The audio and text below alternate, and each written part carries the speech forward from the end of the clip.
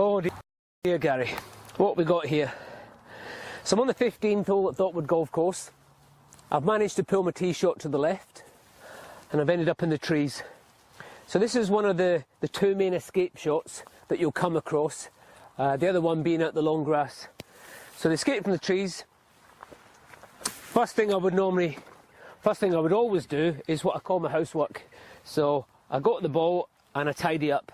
So I make sure there's no branches or twigs that's going to interfere with my swing or my stance. Just be careful though, because if you do move a twig or a branch and the ball moves, you're going to get penalised for that. So we'll just be careful, making sure we don't make the ball move from its spot. So I've tidied up, moved all the branches and twigs. After my housework will come what I call my homework. So this is where I decide what club I'm going to take and what line I'm going to try to use to get the ball back in play, back onto the fairway.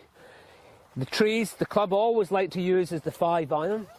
So that does two things. It keeps the ball low so we don't hit the branches, but creates a little bit of ball speed, which will help us to get it through the long grass back onto the fairway. So you can use a 7. I always think you're in danger of catching the trees and you won't get the speed that you'll need to get the ball back onto the fairway. So I've done my housework, I've done my homework. When it comes to deciding the line, you might just be able to make out the flag in the corner there.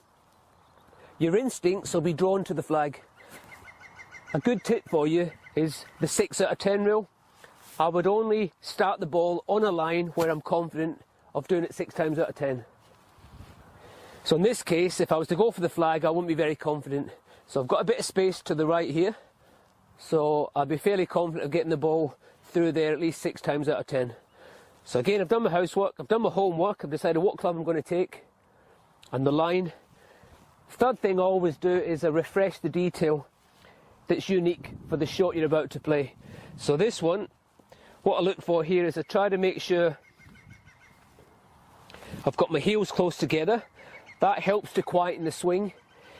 If you create too much force, you're going to create some lift, and lift, there's a chance you're going to catch the branches. So to help quieten the swing, I always have my heels close together, and I always play the ball back in the stance.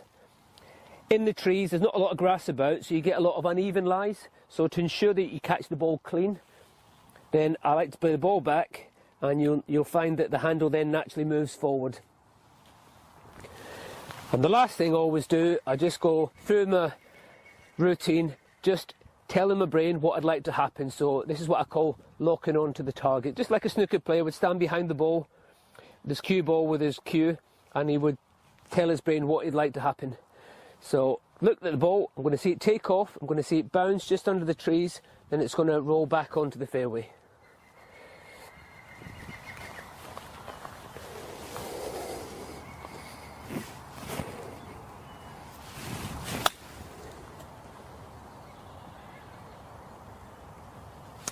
That's worked out just nice, and I'd be over the moon with that one. So, to sum up, the escape shot from the trees, the club we always use is the 5-iron. The detail we're looking for is we want our heels close together with the ball back. And then when it comes to choosing the line, remember the 6 out of 10 rule. Don't start the ball on the line unless you're confident of doing it 6 times out of 10.